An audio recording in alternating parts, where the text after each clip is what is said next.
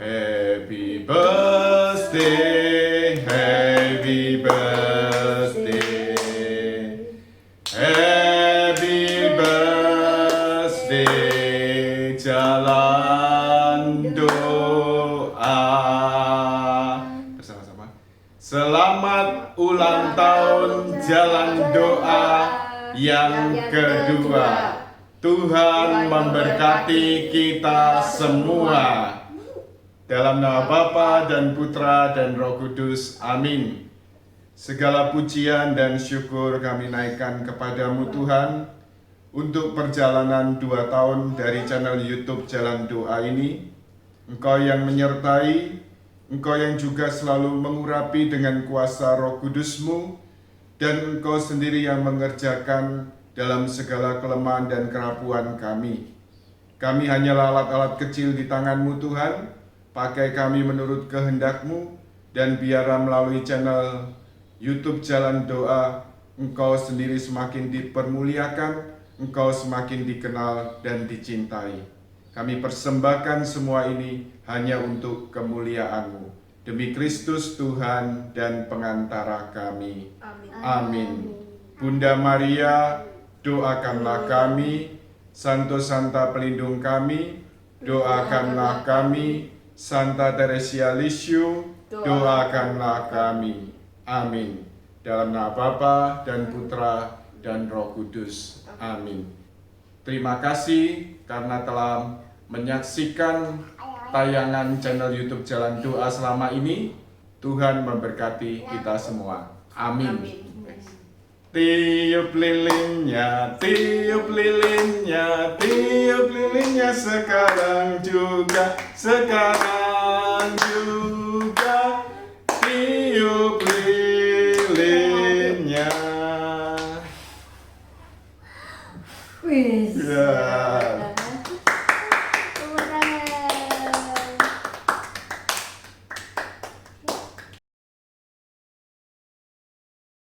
Bapak, Ibu, Saudara-saudari yang dikasihi Tuhan Yesus, kita berjumpa lagi dalam channel YouTube Jalan Doa. Tadi kita lihat bagaimana satu perayaan singkat dari ulang tahun yang kedua dari channel YouTube Jalan Doa. Jadi sungguh-sungguh satu anugerah dan rahmat Tuhan jika boleh ikut serta untuk boleh melakukan pekerjaan Tuhan melalui channel YouTube Jalan Doa ini. Dan semoga melalui segala pelayanan ini boleh berkenan dan menyenangkan Tuhan, dan sungguh-sungguh boleh juga menjadi berkat bagi setiap orang yang menyaksikan. Terima kasih telah mengikuti segala pengajaran rohani dalam channel YouTube Jalan Doa selama ini. Semoga kita semua boleh menerima berkat dan kasih Tuhan melalui segala pekerjaan Tuhan yang dilakukan dalam channel YouTube Jalan Doa. Dan memang sebagai satu perenungan, apakah channel YouTube Jalan Doa ini sungguh-sungguh dikehendaki Tuhan? Memang ini juga satu proses, ya, juga saya bawa dalam doa untuk mengenali apa kehendak Tuhan. Apakah channel YouTube Jalan Doa ini hanya dikerjakan Tuhan dalam masa-masa pandemi COVID-19 ini, ya, karena mulainya kan 15 Maret, jadi mulai postingan pertama 15 Maret 2020, ya. Jadi apakah hanya masa pandemi ini, dan sebentar lagi kalau kita sudah mendengar berita akan masuk pada fase berikutnya, yaitu satu peralihan untuk mulai masuk pada masa endemi, ya. Apakah channel YouTube Jalan Doa ini cukup sekian hanya sampai pada masa pandemi, dan setelah ini selesai? Ya, saya minta dukungan doa dan bantuan Anda, bahkan mungkin juga komen-komen di kolom komentar. Apakah channel ini harus diteruskan atau tidak? Anda bisa juga memberikan masukan-masukan atau dukungan juga dalam rangka ulang tahun yang kedua dari channel YouTube Jalan Doa ini. Saya bersyukur pada Tuhan boleh diikut sertakan oleh Tuhan dalam pekerjaannya di channel YouTube Jalan Doa ini. Semoga semuanya sungguh-sungguh membuat Tuhan semakin dikenal dan dicintai, dan Tuhan semakin dimuliakan.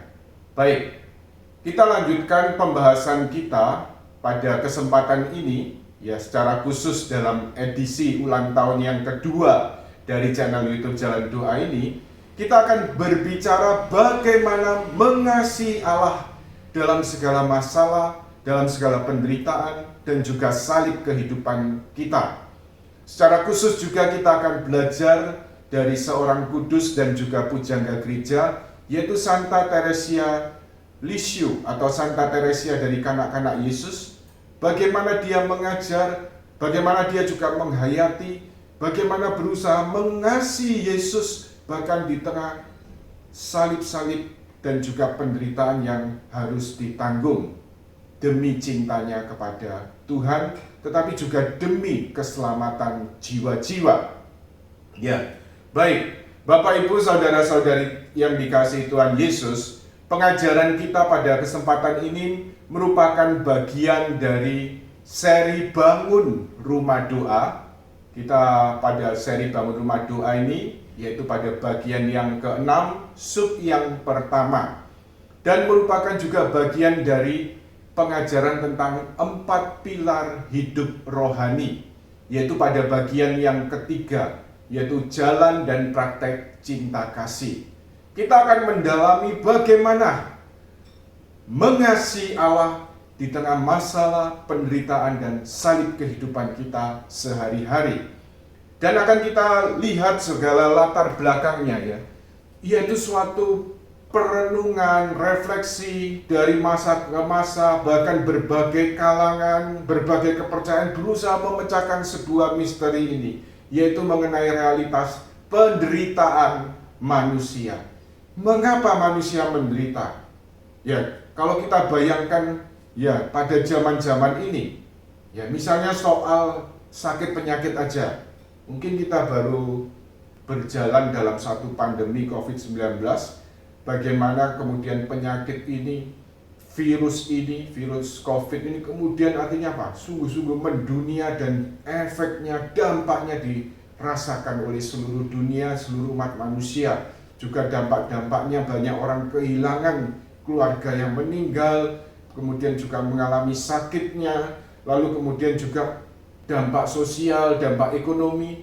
Tetapi kemudian kalau kita renungkan perjalanan waktu sebelum ini, bahkan begitu menakutkan dan mengerikan kalau kita ingat sebelum COVID, ya kurang lebih setahun sebelumnya atau berapa tahun sebelumnya, kita lihat bagaimana juga, ya, terorisme dan kejahatan yang menyebar ke seluruh dunia, ya bagaimana kemudian suatu situasi yang mencekam tentang bom bunuh diri dan sebagainya. Lalu kemudian kita lihat juga kalau flashback sebelumnya lagi, juga berbagai penderitaan sosial, ekonomi, juga sakit penyakit yang ada. Kita kenal juga ada virus HIV, AIDS.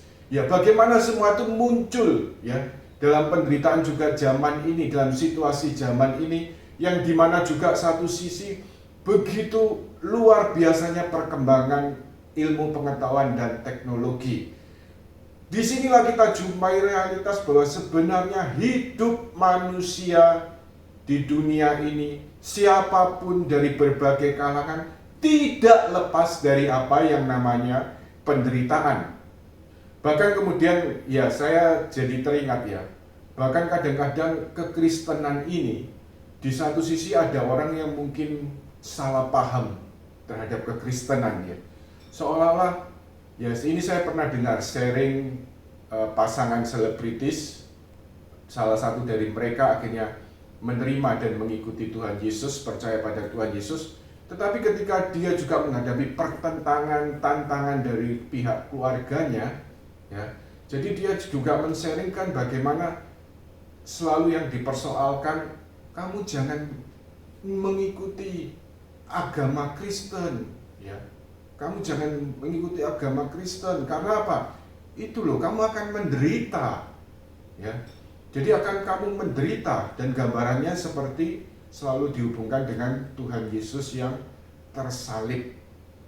Satu pertanyaan di sini, apakah kekristenan ini identik dengan penderitaan? Ya, ini satu pertanyaan yang juga menjadi bahan perenungan. Tetapi satu hal yang perlu kita ingat, ternyata bukan hanya orang Kristen yang menderita dalam hidupnya di dunia ini. Ya, penderitaan yang silih berganti, masalah yang silih berganti bisa menimpa siapa saja. Lebih-lebih juga kita sadari dengan pandemi COVID-19 ini ya. Secara global umat manusia mengalami ini. Dampaknya dari kalangan bawah ke kalangan atas, semua juga merasakan dampak dari pandemi ini. Ya. Karena itu artinya apa? Kalau kita lihat dari berbagai kalangan, kepercayaan, dan juga bagai antara umat beragama, ya kemudian juga pimpinan-pimpinan beragama, lalu kemudian juga berbagai kalangan, kaya, miskin, semua terdampak ya. Kita jumpai realitas bahwa siapapun bisa mengalami penderitaan. Nah, jadi karena itu satu realitas penderitaan ini, sebelum kita masuk pembahasan bagaimana juga artinya apa?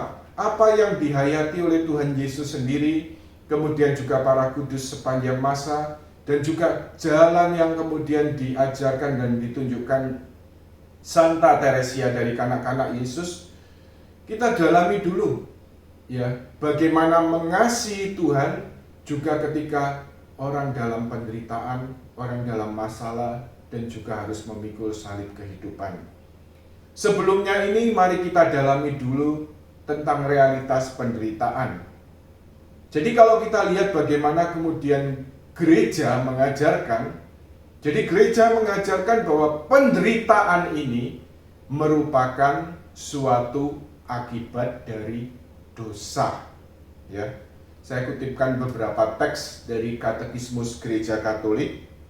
Jadi Katekismus Gereja Katolik ini berisi ajaran gereja, ya. Jadi dalam KGK atau Katekismus Gereja Katolik nomor 385,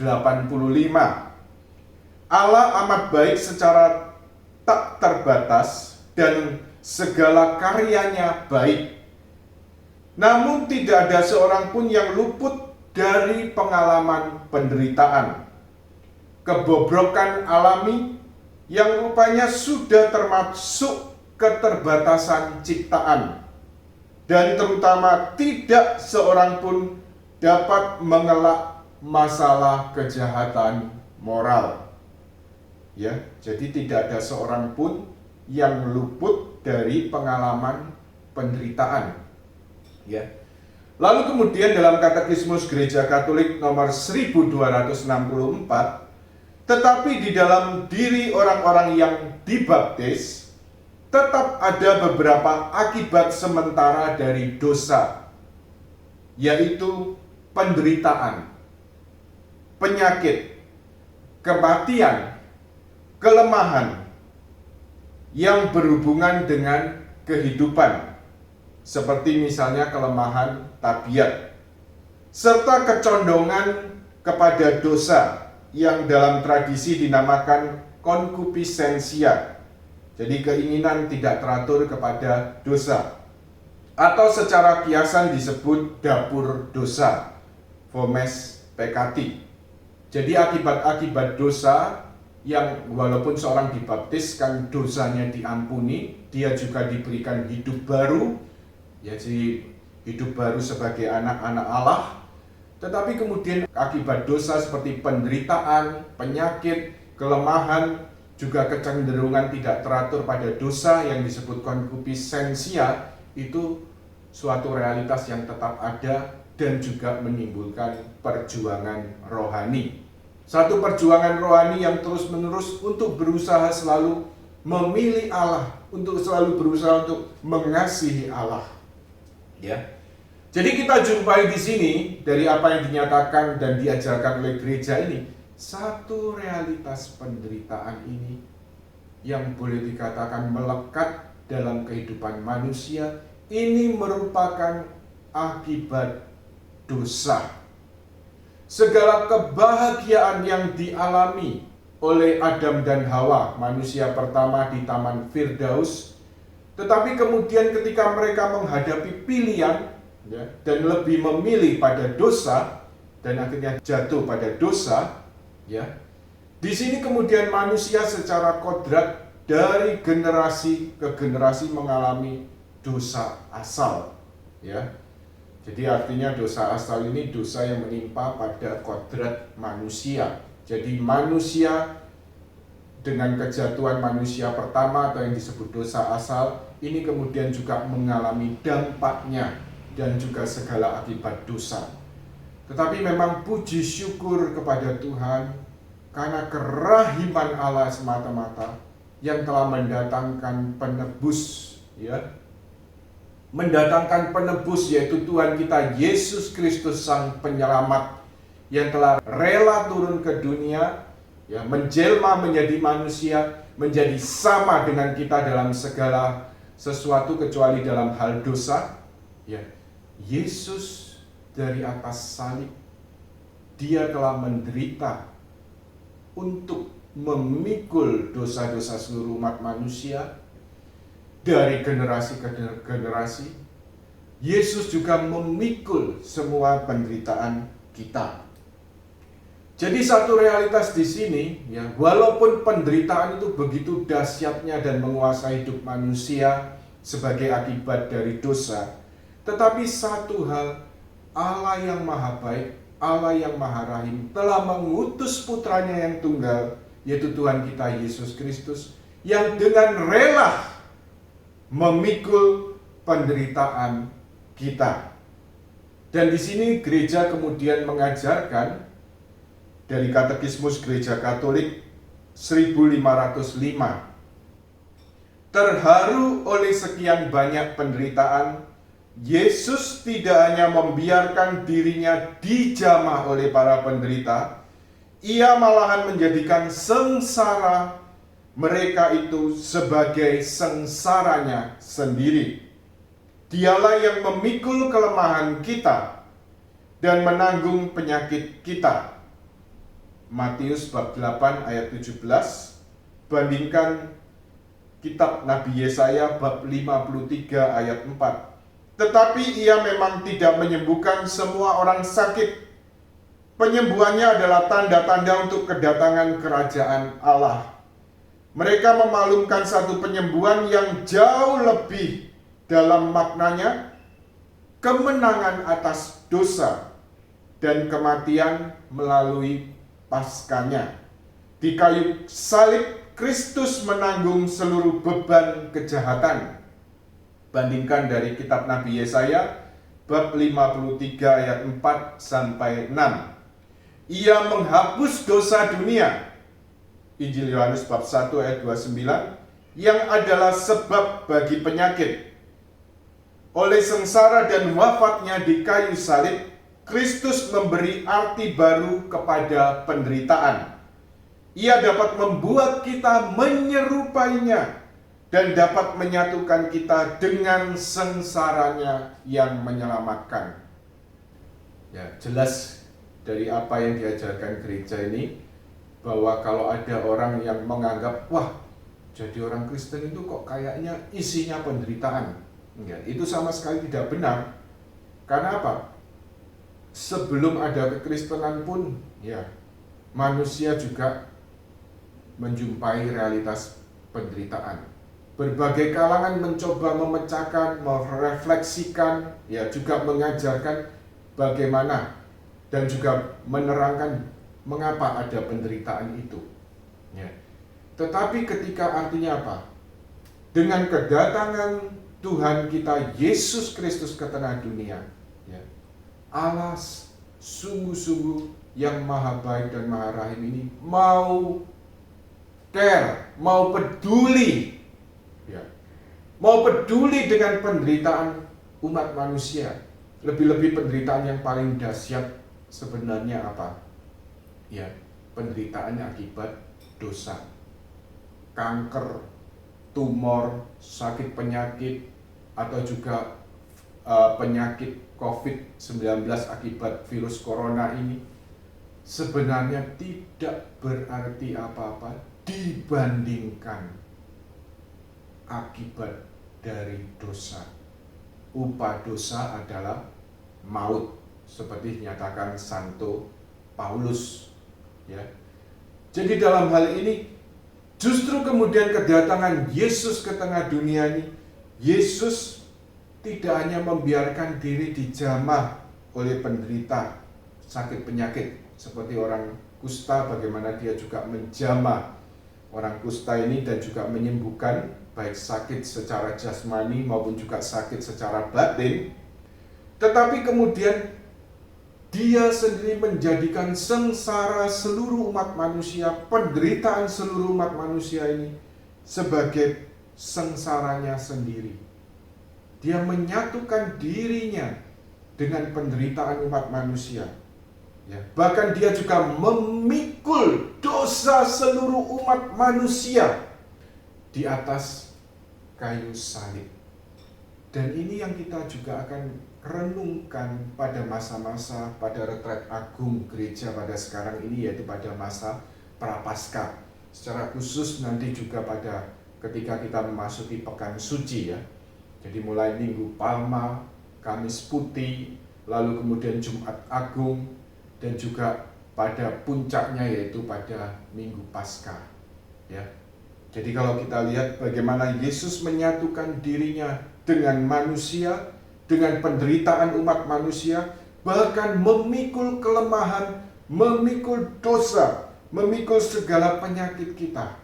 Dan penyakit yang paling mengerikan seperti tadi saya ungkapkan, penyakit rohani akibat dosa. Dan Kristus telah memikul itu semua.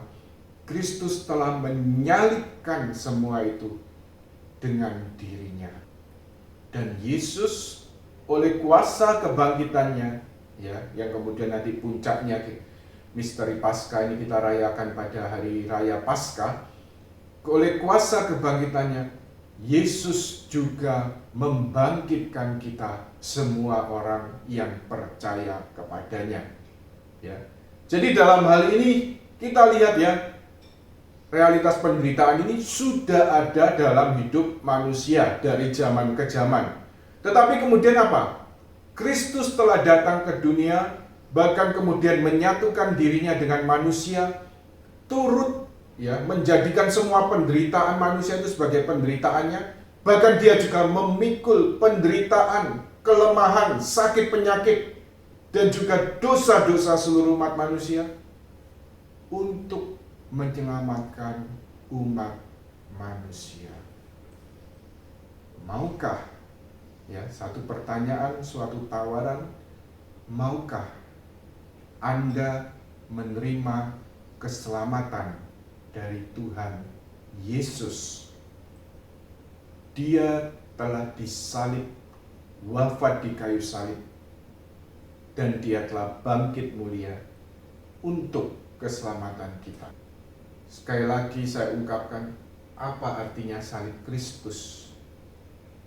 Kalau pada peristiwa bagaimana Yesus di Taman Getsemani, Yesus begitu takut, bahkan sampai dalam ketakutan itu sampai berpeluh darah ketika dia akan menghadapi salib, penderitaan dan salib ya.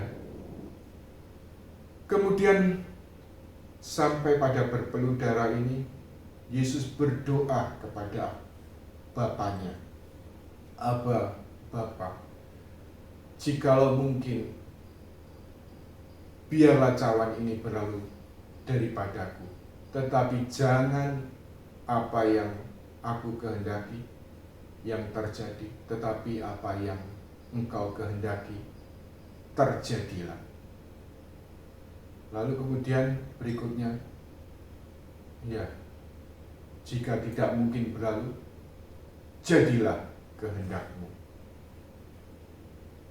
Sampai titik yang paling dahsyat dalam ketakutan ini, Yesus tetap memilih kehendak Bapa. Tetapi satu hal kalau kita renungkan, apa sih yang membuat Yesus takut? Begitu dahsyatnya sampai berpeluh darah, lalu kemudian sampai kemudian Bapa mengutus malaikat untuk menguatkan Tuhan Yesus. Apa yang membuat Yesus takut di Getsemani? Nah, bapak-bapak gereja berusaha menerangkan ini. Yaitu apa yang menimbulkan ketakutan yang dahsyat bagi Tuhan Yesus di Taman Getsemani ketika akan menghadapi salib. Bapak-bapak gereja berusaha menerangkan ini bahwa di atas salib Yesus mengalami neraka untuk kita. Di atas salib Yesus mengalami neraka untuk kita. Ya. Dia yang tidak mengenal dosa, dia yang sungguh-sungguh Allah, sungguh-sungguh manusia, tetapi harus memikul dosa seluruh umat manusia, dari manusia pertama sampai manusia terakhir nanti, termasuk dosa-dosa kita secara pribadi, seluruh umat Allah. Ya. Tetapi dia rela memikul itu karena cinta, karena kasihnya. Kasihnya, kerinduannya yang begitu besar untuk keselamatan umat manusia.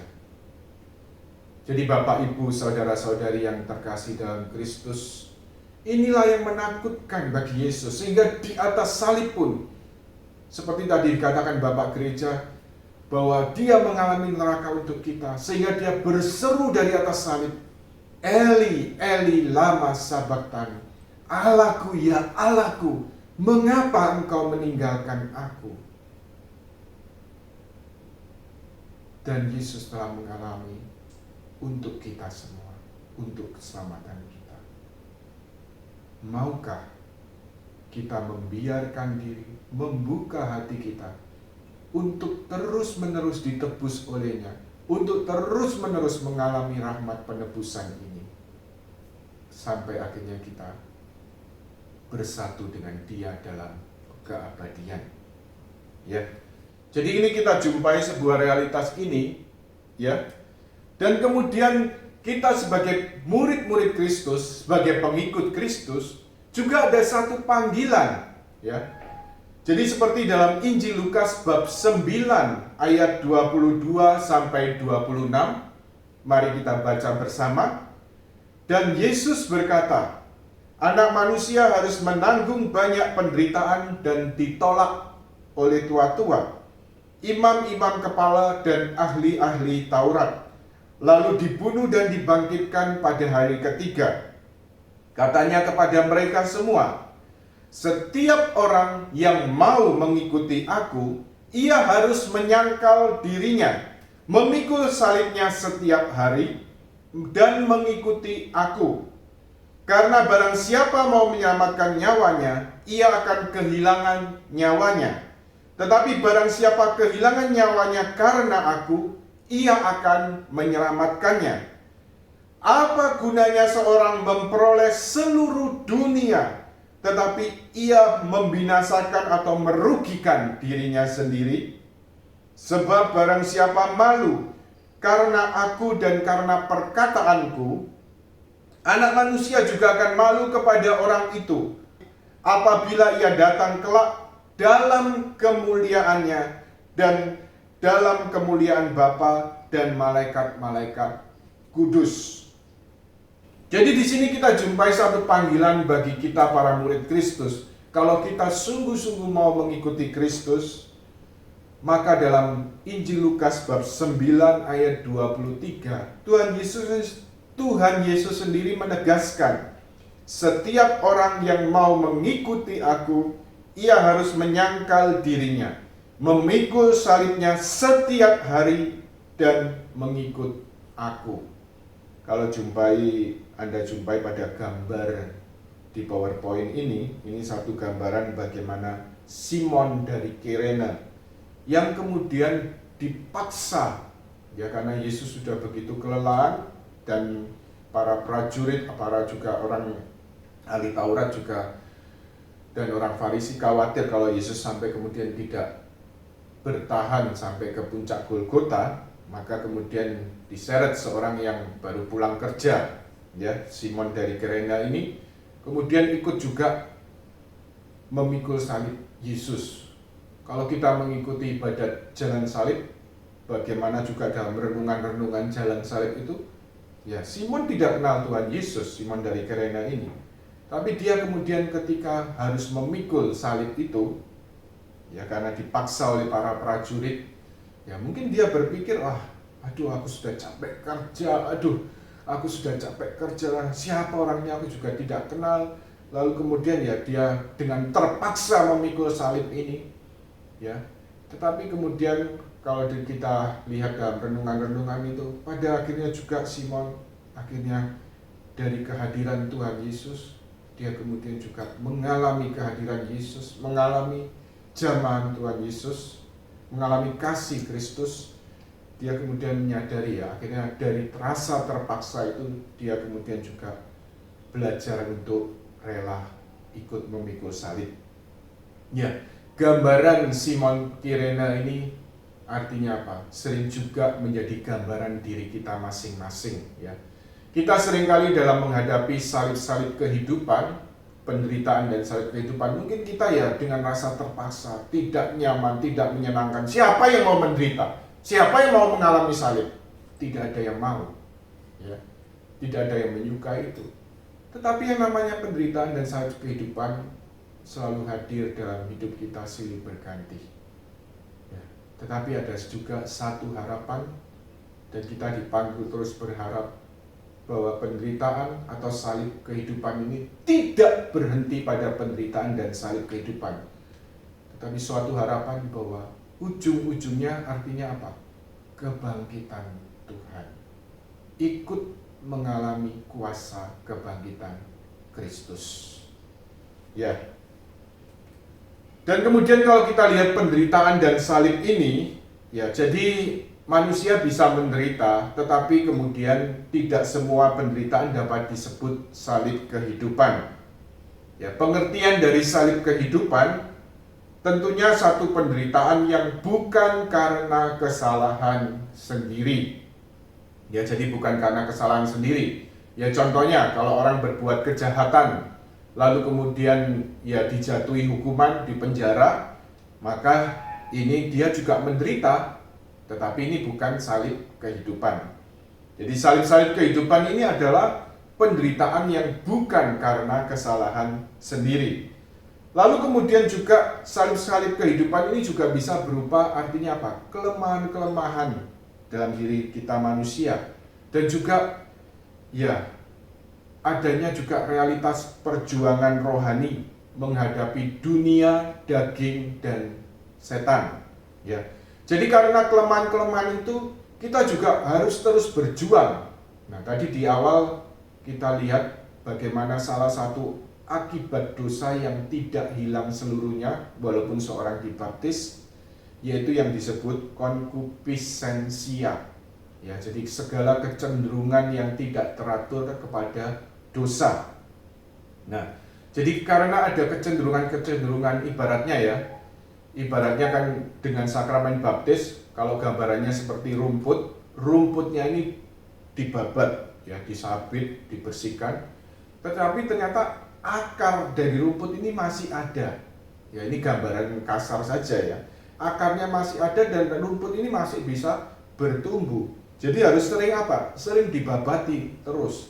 Nah, akar ini gambaran dari konkupiscensia. Ya, kecenderungan tidak teratur pada dosa, sehingga mengharuskan manusia terus berjuang ya dalam perjuangan rohani dan menyangkal diri, ya, yaitu apa menyangkal diri ini?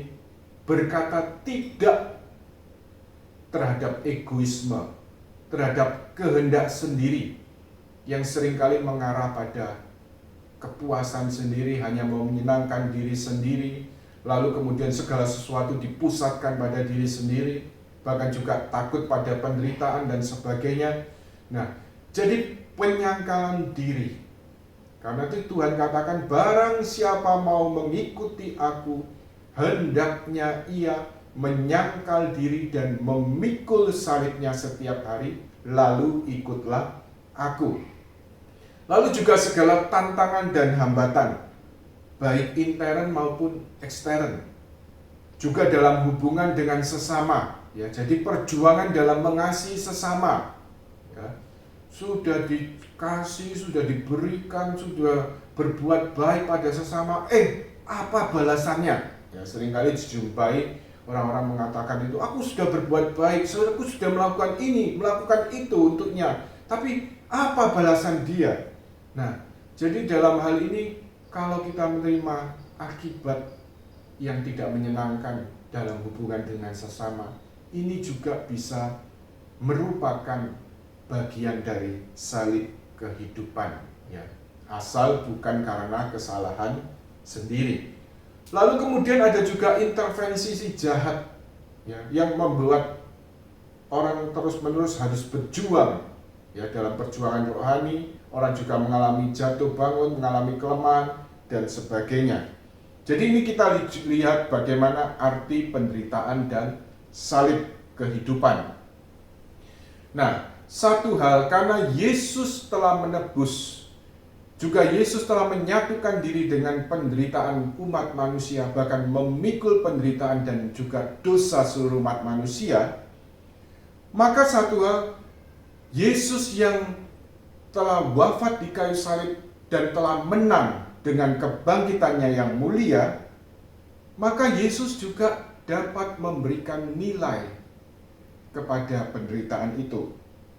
Jadi satu hal ini, satu kunci yang harus kita sadari.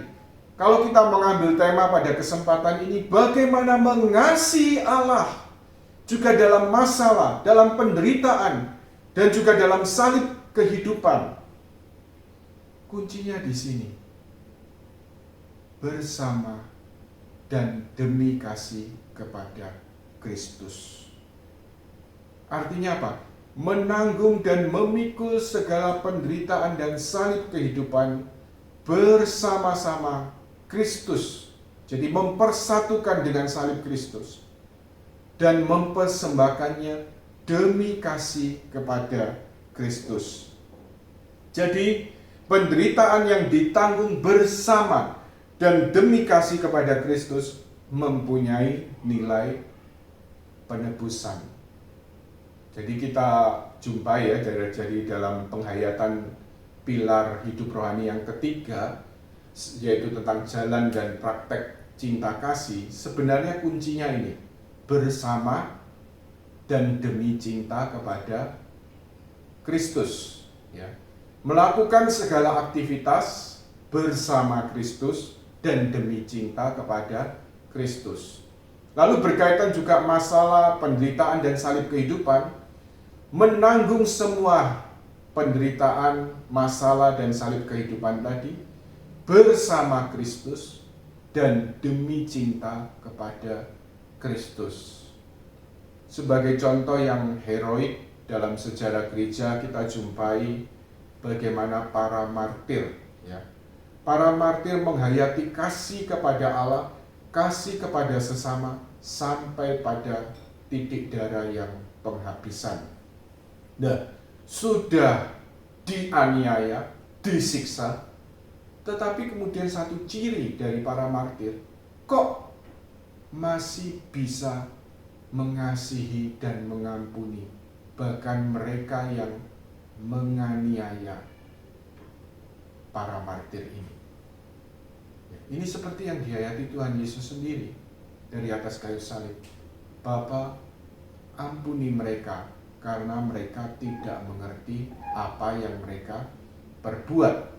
Jadi dalam hal penghayatan kasih seperti yang dihayati para martir ini, ya, juga dalam mengasihi sesama, bahkan sampai mengasihi musuh dan mendoakan musuhnya. Seperti yang juga dalam martir pertama, bagaimana mengikuti juga doa yang dilakukan Tuhan Yesus di atas salib ketika dirajam dengan batu. Martir pertama yaitu Santo Stefanus, bagaimana juga mendoakan, Bapa, ampuni mereka karena mereka tidak mengerti apa yang mereka lakukan, ya. Jadi dalam hal ini satu hal kuncinya di sini, bersama dan demi cinta pada Kristus. Demikian juga berkaitan dengan penderitaan ini. Dalam Katekismus Gereja Katolik 1508, penderitaan yang harus ditanggung dapat mempunyai arti yang berikut ini. Untuk kepentingan tubuhnya, yaitu jemaat, Aku menggenapkan dalam dagingku apa yang kurang pada penderitaan Kristus. Jadi gereja mengutip dari Kolose, surat Santo Paulus kepada jemaat di Kolose, bab 1 ayat 24. Ya, mari kita buka dari surat Santo Paulus kepada jemaat di Kolose, bab 1 ayat 24. Sekarang aku bersukacita bahwa aku boleh menderita karena kamu dan menggenapkan dalam dagingku apa yang kurang pada penderitaan Kristus untuk tubuhnya, yaitu jemaat. Jadi kalau kita lihat dari teks ini, bagaimana Santo Paulus di tengah pelayanan dan penderitaan yang harus ditanggung, dia bersukacita karena boleh menanggung penderitaan dalam pelayanan itu. Karena apa? Rupanya segala penderitaan ini juga menggenapkan dalam dagingku, jadi dalam diri Santo Paulus, apa yang kurang dalam penderitaan Kristus untuk kepentingan tubuhnya, yaitu jemaat. Penderitaan yang ditanggung demi kasih kepada Kristus, dengan rela demi kasih pada Kristus, ini juga mempunyai nilai penebusan, ya, ikut serta ya dalam karya penebusan Kristus, menggenapkan dalam dagingku apa yang kurang pada penderitaan Kristus untuk kepentingan tubuhnya, yaitu jemaat. Jadi kemudian dalam Katekismus Gereja Katolik nomor 1521 juga diungkapkan, sengsara sebagai akibat dosa asal mendapat satu arti baru. Ia menjadi keikutsertaan dalam karya keselamatan Yesus. Nanti kita perjelas lagi. Sebenarnya nilai baru yang bagaimana? Tadi kemudian telah kita lihat dalam hal ini, ya, yaitu dalam Katekismus Gereja Katolik nomor 1505 pada bagian bawah, oleh sengsara dan wafatnya di kayu salib, Kristus memberi arti baru kepada penderitaan. Ia dapat membuat kita menyerupainya dan dapat menyatukan kita dengan sengsaranya yang menyelamatkan.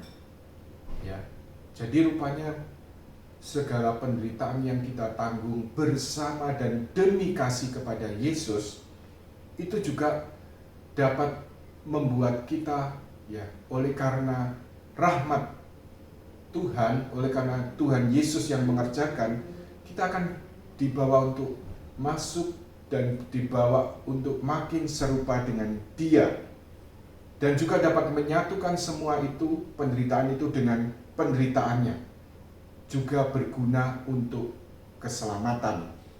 Ya. Di sini akan kita lihat jelas bahwa yaitu tentang bagaimana gereja mengajarkan mempersembahkan kurban rohani bersama Kristus, yaitu dalam Katekismus Gereja Katolik 901, ya, 901. Jadi waktu saya boleh katakan, ya, mendapat teks ini, membaca dari Katekismus ini, saya merasa, wah, luar biasa ya Katekismus ini, ya. Waktu itu memang kemudian dalam satu seminar, ya, dalam komunitas pelayanan kami.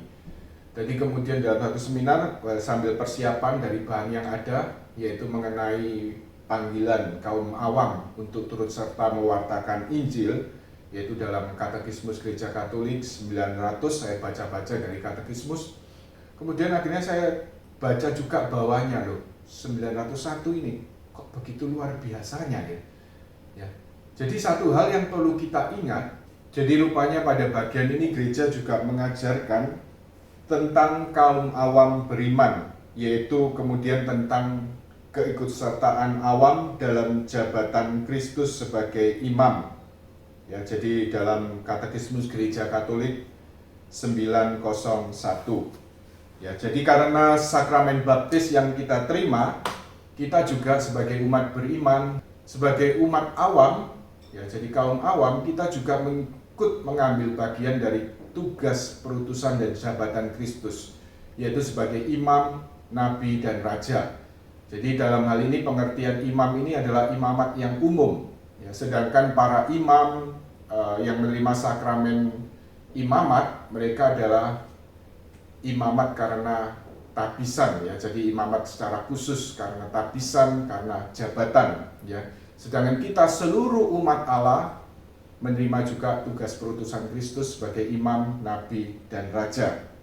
Mari kita baca dari Katekismus Gereja Katolik 901 ini. Kaum awam sebagai orang yang menyerahkan diri kepada Kristus dan diurapi dengan Roh Kudus, secara ajaib dipanggil dan disiapkan supaya secara makin limpah menghasilkan buah-buah roh dalam diri mereka. Sebab semua karya, doa-doa, dan usaha kerasulan mereka, hidup mereka selaku suami istri, dan dalam keluarga, jerih payah mereka sehari-hari, istirahat bagi jiwa dan badan mereka, bila dijalankan dalam roh, bahkan beban-beban hidup ini bila ditanggung dengan sabar, menjadi kurban rohani, yang dengan perantaraan Yesus Kristus berkenan kepada Allah. Kurban itu dalam perayaan Ekaristi bersama dengan persembahan tubuh Tuhan, penuh khidmat dipersembahkan kepada Bapa. Demikianlah para awam pun menjadi penyembah Allah yang di mana-mana hidup dengan suci, membaktikan dunia kepada Allah. Dari Lumen Gentium artikel 34, bandingkan Lumen Gentium artikel ke-10. Jadi ini panggilan dari kaum awam umat beriman. Jadi kalau gereja mengajarkan ini, tentunya hal ini sudah juga berlaku lebih lagi ya bagi para klerus, bagi para religius ya. Nah, sebagai kita umat beriman, jadi bagi kaum awam, maka kita juga perlu ingat akan panggilan ini. Kita juga dipanggil untuk menghayati tugas perutusan Kristus sebagai imam ya dalam imamat yang umum ini. Jadi kita dipanggil untuk menyerahkan diri pada Kristus dan diurapi oleh Roh Kudus dalam sakramen baptis yang kita terima dan juga sakramen krisma. Kita dipanggil dan disiapkan supaya sungguh-sungguh berlimpah-limpah menghasilkan buah-buah roh ya dalam hidup kita. Ya, terutama juga dengan rahmat yang dicurahkan, suatu arus rahmat baru yang dicurahkan Tuhan pada zaman ini, kesadaran ini, dan juga bukan hanya kesadaran, menjadi satu pengalaman, suatu realitas bahwa kita juga kaum awam disadarkan akan tugas perutusan ini. Lebih-lebih setelah pengalaman pencurahan Roh Kudus. Jadi semua doa, karya, kerasulan kita, pelayanan, atau bahkan juga kehidupan sehari-hari yang kita hayati sebagai suami istri, sebagai keluarga, juga jerih payah, pekerjaan, bagaimana kita membanting tulang mencari nafkah, ya, bahkan juga ya dengan segala perjuangannya.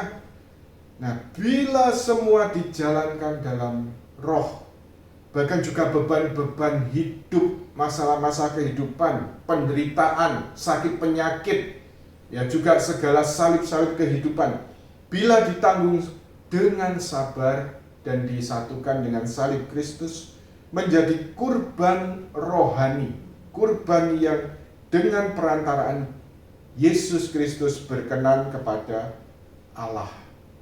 Dan itu kemudian juga selain kita dapat lakukan dengan doa spontan ya dalam hati, Tuhan, saya mau menanggung penderitaan ini, saya menanggung segala kepikiran yang begitu membebani ini, ya segala masalah yang sedang saya hadapi ini saya tanggung Tuhan bersama Engkau dan demi cinta kasih padamu. Satukan dengan salib-Mu Tuhan semua ini, saya persembahkan demi kasih kepadamu. Ya doa-doa spontan, kita dapat lakukan itu sebagai persembahan. Tetapi kemudian satu hal, ketika kita juga ikut serta merayakan Ekaristi, maka semua kurban rohani tadi disatukan dengan kurban Kristus di altar, dan itu juga menjadi persembahan yang berkenan kepada Bapa, kepada Allah. Ya, jadi kalau kita ingat, terutama pada saat-saat persiapan persembahan ya, di mana kemudian para imam ya, kemudian artinya apa? Mempersiapkan persembahan, kemudian juga mencampur ya, kalau kemudian menyiapkan hosti lalu mencampur anggur tadi dicampur dengan sedikit air, biasanya ada sendok kecil begitu ya. Nah, air ini ya kemudian sebagai persiapan persembahan ini, pada saatnya kemudian hosti dan juga anggur ini pada saat konsekrasi akan berubah menjadi tubuh dan darah Kristus sendiri. Tetapi air ini apa? Melambangkan segala kurban rohani, segala keikutsertaan kita dalam kurban Kristus. Tadi ya, segala karya, doa-doa, usaha kerasulan atau pelayanan, lalu kehidupan sebagai suami istri, sebagai keluarga, jerih payah sehari-hari dalam segala pekerjaan, dalam segala rutinitas kehidupan, istirahat, bahkan istirahat bagi jiwa dan badan mereka, dan juga beban-beban hidup, masalah-masalah hidup, penderitaan kehidupan, bila dijalankan dalam roh. Jadi semuanya disatukan tadi.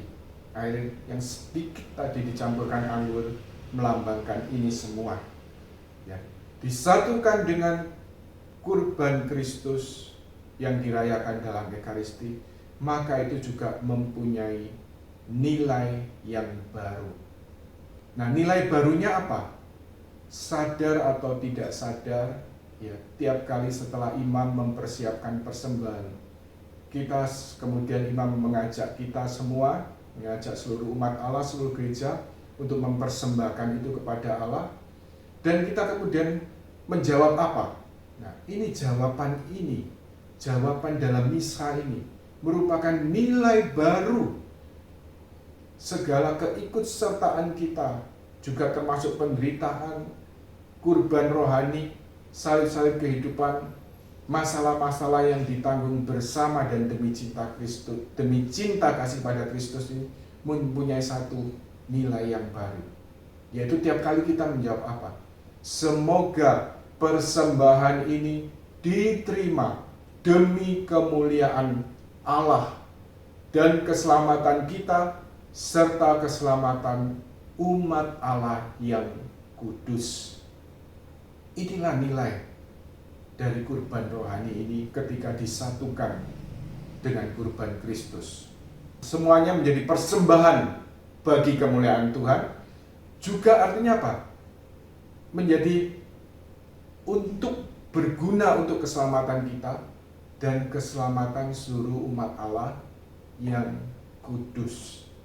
Jadi kita juga diikutsertakan dalam karya keselamatan Kristus. Dan ini betapa pentingnya untuk kita sadari setiap kali kita juga di mana dalam Ekaristi imam mempersiapkan persembahan. Kita juga dapat membawa doa-doa, karya, juga suka duka, masalah-masalah, beban-beban hidup pada saat-saat itu. Ya, selain kemudian ya memberikan kolekte, tapi Anda juga bisa berdoa, ya, menyatukan penderitaan, masalah, sakit, penyakit, satukan semua dengan kurban Kristus. Juga segala doa, segala pekerjaan, segala kehidupan keluarga, suami, istri, dan semuanya satukan dengan kurban Kristus di altar. Ini satu poin yang perlu kita juga hayati saat kita merayakan Ekaristi. Kemudian kita akan belajar dari seorang kudus yang secara sederhana boleh dikatakan seluruh kehidupannya, seluruh ajaran rohaninya diarahkan ya untuk berusaha hanya menyenangkan Tuhan Yesus dalam segala kehidupan rutinitas sehari-hari, dalam pekerjaan-pekerjaan yang ditugaskan kepadanya, tetapi juga dalam penyangkalan-penyangkalan diri, juga dalam penderitaan dan salib yang juga harus dipikul. Kita belajar pada seorang kudus Karmel, yaitu juga seorang pujangga gereja, yaitu Santa Teresia Lisieux atau Santa Teresia dari kanak-kanak Yesus. Pada kesempatan dalam channel YouTube di Jalan Doa, pada beberapa waktu yang lalu, ya kita sempat kemudian membahas panjang lebar mengenai Santa Teresia Lisieux. Jadi dari berbagai kesempatan, dan memang kemudian sebagai waktu pembahasan itu lebih dari biografi, tetapi kemudian membahas sebagai perkenalan tentang Santa Teresia Lisieux, tapi kemudian juga di sana sini dimasukkan tentang pengajaran rohaninya. Ya, Anda bisa ikuti sendiri tentang spiritualitas Santa Teresia Lisieux dari channel YouTube Jalan Doa. Baik, kita lihat bagaimana penghayatan Santa Teresia Lisieux tentang yaitu bagaimana menyenangkan hati Tuhan dengan menabur bunga. Diungkapkan Santa Teresia Lisieux dalam buku autobiografinya, yaitu dalam edisi Indonesia, diberi judul Aku Percaya Cinta Kasih Allah, yang merupakan terjemahan dari buku autobiografi dalam bahasa Belanda, kalau dalam edisi Indonesianya itu. Nah, tetapi kemudian dalam terjemahan bahasa Inggris diberi judul A Story of the Soul. Ya. Baik, kita baca salah satu kutipan, yaitu bagaimana Teresia menghayati tentang menabur bunga untuk menyenangkan Tuhan. Tetapi bagaimana si kecil ini menunjukkan cintanya? Karena cinta harus dibuktikan dalam perbuatan. Baiklah, si kecil akan menabur bunga-bunga untuk menyebarkan keharuman bagi tata sang raja. Dan dengan suaranya yang merdu menyanyikan lagu cinta. Ya kekasihku, begitulah hidupku akan mencari sampai habis. Saya tidak mempunyai sarana lain dalam menunjukkan cintaku selain menabur bunga-bunga, yaitu tidak ada satu kurban pun, tidak satu pandangan, tidak satu kata, kenikmatan dalam hal-hal kecil akan saya lalaikan untuk dilakukan demi cinta. Saya mau menderita demi cinta, malahan menikmati demi cinta. Dengan cara demikian saya akan menabur bunga di depan tahtamu. Jadi ini yang dilakukan Santa Teresia Lisieux. Kalau kita membaca dari ungkapan, jadi memang spiritualitas Santa Teresia Lisieux ini tidak bisa dilepaskan dari apa yang disebut jalan kecil Santa Teresia Lisieux, yaitu jalan kanak-kanak rohani. Ini pun secara penjabarannya dapat kita pelajari dalam channel YouTube Jalan Doa, yaitu mengenai spiritualitas Santa Teresia Lisieux. Jadi artinya apa? Bagaimana kita menghayati kehidupan kita bersama Tuhan? Seperti, gambarannya seperti anak kecil di hadapan orang tuanya atau di hadapan ayahnya. Ya. Bagaimana seorang anak kecil dicintai oleh ayahnya, oleh orang tuanya, bagaimana juga pasrah, berserah total kepada papanya, lalu bagaimana mengasihi papanya, bagaimana juga berusaha menyenangkan papanya. Ini gambaran dari spiritualitas Santa Teresia Lisieux, yaitu menjadi seperti anak kecil di hadapan Allah. Nah, sekarang kita dalami lebih lanjut pengertian menabur bunga untuk menyenangkan Tuhan. Jadi satu niat yang dibangun Santa Teresia Lisieux, bahwa dia akan berusaha tidak melewatkan sedikit pun kesempatan untuk menyangkal diri dan mempersembahkan kurban kecil sehari-hari untuk menyenangkan Tuhan Yesus. Ya, seperti yang diungkapkan tadi, saya tidak mempunyai sarana lain dalam menunjukkan cintaku selain menabur bunga-bunga. Ya, jadi tidak ada satu kurban pun, tidak satu pandangan, tidak satu kata kenikmatan dalam hal-hal kecil yang akan saya lalaikan. Semuanya untuk dilakukan demi cinta. Saya hanya mau menderita demi cinta, malahan menikmati demi cinta. Dengan demikian saya menabur bunga di depan tahtamu. Jadi Santa Teresia kecil, ya, ketika berbicara tentang mencintai Tuhan Yesus, menyenangkan Tuhan Yesus, Santa Teresia menggambarkan dirinya seperti anak kecil, ya, dalam pesta pernikahan yang bertugas sebagai pengapit. Ya, Anda ingat kalau ada pesta pernikahan, sebelum kedua mempelai datang, sepasang mempelai tadi datang, lalu di depannya ada anak kecil yang bertugas membawa keranjang bunga, Lalu kemudian apa? Menabur bunga, ya. Jadi menabur bunga untuk mempersiapkan kedatangan sepasang mempelai itu. Dan ini gambaran ini dipakai oleh Santa Teresia Lisieux, bagaimana dia seperti anak kecil pengapit tadi, menabur bunga, ya. Jadi menabur bunga untuk kemudian mempersiapkan kedatangan sang mempelai ilahi, yaitu Kristus sendiri. Nah, menabur bunga ini artinya apa? Ya. Jadi menabur bunga ini artinya apa? Yaitu berarti mempersembahkan segala kurban kecil, penyangkalan diri, jadi menyangkal kehendak sendiri, juga segala suka duka, penderitaan dan kesenangan, semua dipersembahkan demi cinta kasih kepada Tuhan Yesus, untuk menyenangkan Tuhan Yesus. Dan ini tidak usah jauh-jauh, tetapi dapat dijumpai dalam realitas hidup sehari-hari. Penyangkalan diri, kurban kecil sehari-hari, hal-hal yang tidak menyenangkan, nah tapi semuanya mau ditanggung bersama dan demi kasih kepada Kristus, untuk menyenangkan Yesus.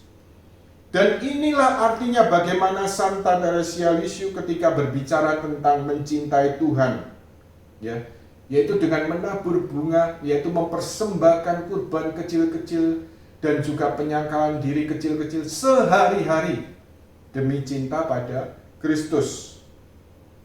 Dan ketika kemudian Santa Teresia Lisieux juga berbicara tentang kemenangan, maka kemenangan yang dimaksud ini apa?